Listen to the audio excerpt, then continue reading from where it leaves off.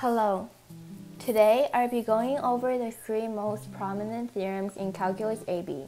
By the end of this, you should be able to comfortably apply them to any problem. So let's start off with the mean value theorem, also commonly known as MVT. This theorem roughly states that for every given planar arc between two endpoints, there is at least one point at which the tangent to the arc is parallel to the secant through its endpoints. The first part is discussing the conditions that allow for mean value theorem to apply. The planar arc refers to the property of the graph. The graph must be continuous and including the two endpoints and differentiable in between and excluding the two endpoints.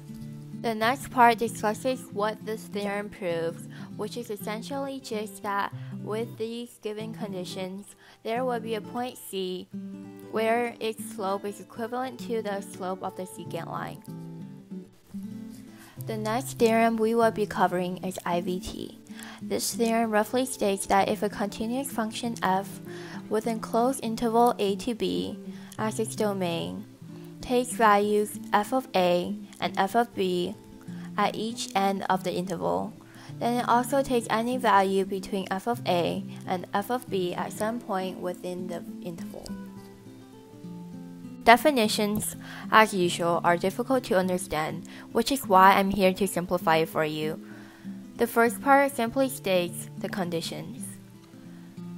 The function must be continuous on the closed interval a to b.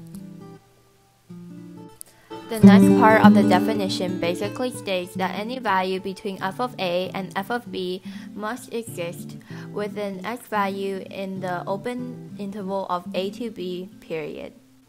The final theorem that we will be covering today is the extreme value theorem. This theorem roughly states that if a real value function f is continuous on the closed interval a to b, then f must attain a maximum and a minimum, each at least once. The first part once again discusses the conditions. The conditions for the extreme value theorem, also commonly referred to as EVT, is that it must be continuous on the closed interval a to b and differentiable on the open interval. The next part basically says that if these conditions apply, then there must be at least one absolute maximum and one absolute minimum.